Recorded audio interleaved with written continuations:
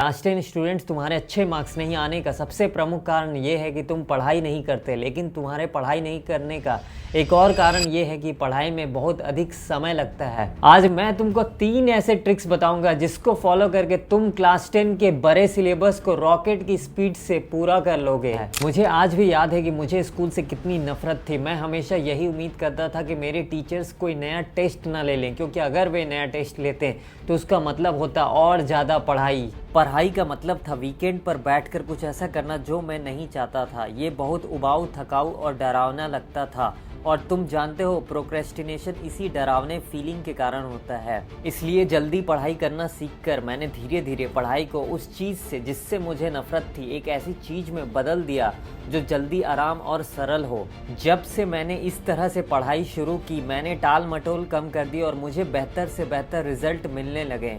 अगर आप अभी तक मुझसे नहीं मिले तो मैं रॉबिन हूँ और मुझे क्लास 10 में 92% मिले थे। लेकिन इम्पॉर्टेंट बात यह है कि ये सब मैं कम पढ़ाई करते हुए कर पाया। मैं आज आपको दिखाने जा रहा हूँ कि बिल्कुल यही कैसे करें।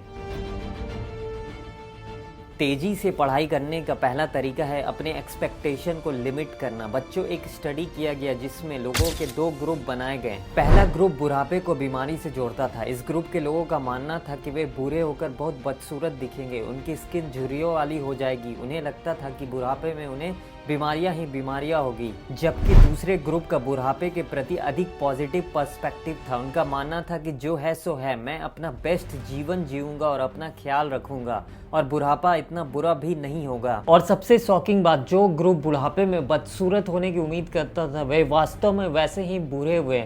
उन्हें अधिक बार हॉस्पिटल जाना पड़ा। परीक्षणों में उनकी जीवन गुणवत्ता खराब पाई गई। वे बीमारियों के प्रति अधिक सेंसिटिव थे, साथ ही उनकी स्किन भी खराब थी। जबकि पॉजिटिव पर्सपेक्टिव रखने वाले ग्रुप के लोग अच्छे से बूढ़े हुए और एक्चुअली उन्होंने बेस्ट जीवन जिया।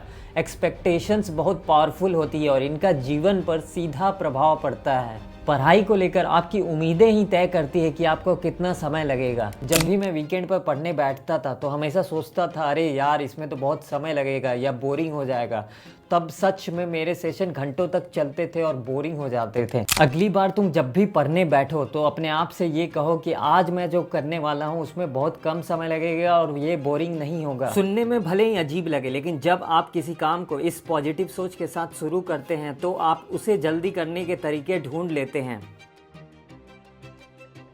इमेजिन कीजिए कि आप एक माइनर हैं और सोना खोज रहे हैं। आप खोदते रहते हैं लेकिन आपको ज़्यादातर सामान्य मिट्टी ही मिलती है। हालांकि खदान के एक छोटे हिस्से में आपको सोने की एक ढेर मिल जाती है। वही छोटा सा क्षेत्र आपकी अधिकांश संपत्ति का स्रोत है। पढ़ाई में यही 80-20 का नियम है। कुछ कॉन्सेप्ट सोने की तरह होती है, वे दूसरों से ज़्यादा वैल्यूबल होती है। आप जो कुछ भी करते हो उसका 20% एक्चुअली में आपको 80% रिजल्ट देता है और बचा हुआ 80% सिर्फ 20% रिजल्ट ही देता है। इसलिए 20% पर ही ध्यान केंद्रित करना समझदारी है, खासकर जब हम तेजी से पढ़ाई करने की कोशिश कर रहे हो। तीसरा एडवाइस है टाइमर लगाना। यह एक इम्पॉर्टेंट एडवाइस है, लेकिन अपने स्टडी सेशन को टाइम बाउंड करने का प्रयास करें। इसके कई कारण हैं। सबसे पहले, जब आपके सामने टाइमर होता है तो आपको इस बात का पूरा एहसास होता रहता है कि स्टडी सेशन पर कितना समय बिता रहे हैं। इसलिए यदि आप लगभग 1 घंटे से पढ़ रहे हैं तो आपको पता चल जाता है कि कितना समय बीत चुका है और आपको स्पीड बढ़ाने की जरूरत है या नहीं। साथ ही रिसर्च ये भी साबित करते हैं कि किसी भी काम को करते समय ह्यूमन नेचुरली कम से कम समय में पूरा करने की कोशिश करता है। परकिंस लॉ कहता है कि आपका काम उतना ही समय लेगा जितना आप उसे देते हो। इसलिए भले ही 1 घंटा अनरियलिस्टिक लगे और आप ऐसा सोच सकते हैं कि अरे बाप रे, मैं इसे 1 घंटे में कैसे पूरा कर पाऊंगा। लेकिन ट्रस्ट मी गाइज, तुम जिस काम को 8 घंटे में पूरा करते थे उसी काम को तुम 1 या 2 घंटे में पूरा कर लोगे और आप अपनी एफिशिएंसी देखकर हैरान हो जाएंगे।